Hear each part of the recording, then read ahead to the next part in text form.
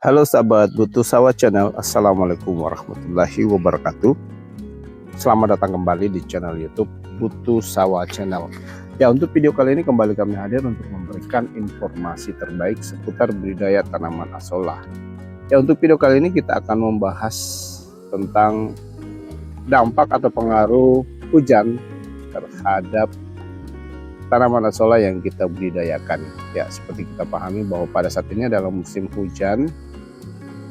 Tentunya curah hujan jauh lebih tinggi dibanding waktu-waktu sebelumnya.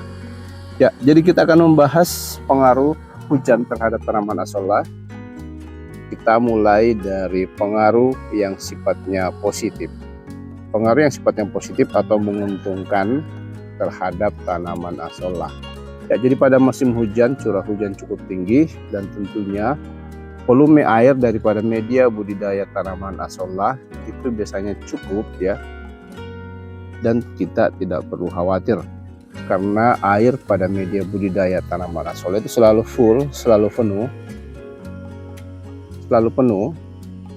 Jadi kita tidak perlu khawatir volume air rendah dan pancaran sinar matahari akan berpengaruh terhadap suhu daripada air yang menjadi media budidaya tanaman asolla.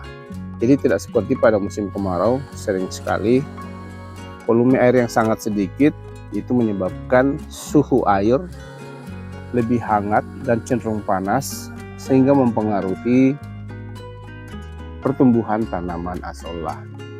Ya, menyebabkan pertumbuhan tanaman asolla cenderung lebih lambat pada saat musim kemarau.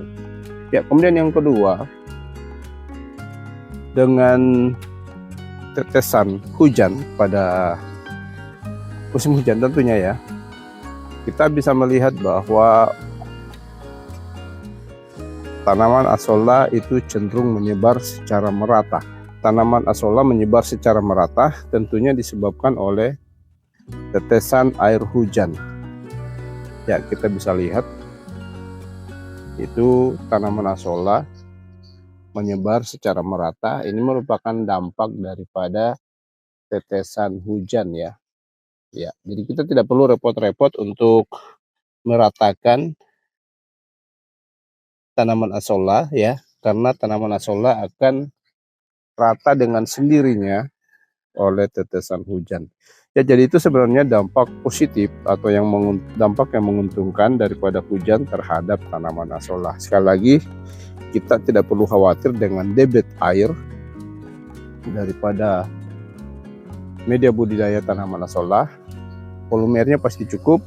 Kemudian yang kedua, dengan sendirinya terjadi penyebaran tanaman asolla ke seluruh permukaan air itu dengan baik oleh adanya pengaruh tetesan air hujan. Ya, sekarang kita membahas tentang dampak negatif daripada hujan itu sendiri. Ya, dampak negatifnya adalah seperti saya katakan tadi, kita tidak perlu khawatir tentang volume air yang menjadi media budidaya tanaman asolla. Ya, justru kadang menyebabkan volume air menjadi penuh ya. Ya, dan sebagian tanaman asolla itu jatuh ke tanah. Ya, itu karena pengaruh hujan yang menyebabkan airnya limpas yang biasanya diikuti dengan tanaman asolla itu sendiri. Tapi kita tidak perlu khawatir ya, karena itu biasanya jumlahnya sangat sedikit ya. Walaupun ada yang keluar dari kolam budidaya asolla, tapi itu jumlahnya tidak seberapa.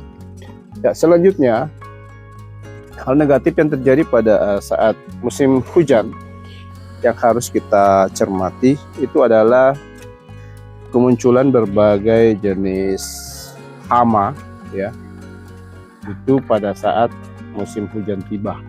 Ya, dua jenis hama yang paling sering muncul adalah ulat ya. Ulat ini ternyata muncul pada musim hujan maupun musim kemarau. Ya, jadi kita harus mencermati dan selalu mengawasi ya. Kita mengawasi, kita singkirkan hama yang berupa ulat tadi. Ya, selanjutnya jenis hama yang lain itu adalah katak. Ya, apa pengaruh katak terhadap tanaman asolla? Ya, secara langsung itu keberadaan katak itu menyebabkan kadang tanaman asolla terbalik, ya.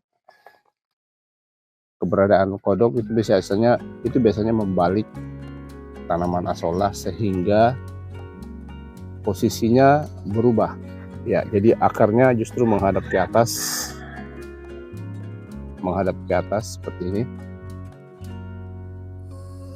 Ya, dan bisa dipastikan pada saat posisi seperti ini, 1 hari saja itu asolla akan mati. Jadi posisi seperti ini tuh harus kita perbaiki, ya. Kita balik kembali sehingga tanaman asolla akarnya itu tidak menghadap ke atas. Ya, jadi itu dampak daripada keberadaan hewan katak.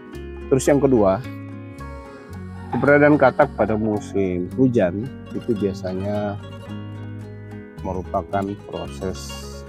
merupakan salah satu siklus proses perkawinan daripada katak, ya, yang tentunya nanti akan menyisakan atau menyimpan telur katak itu di dalam air atau kolam budidaya tanaman asolla.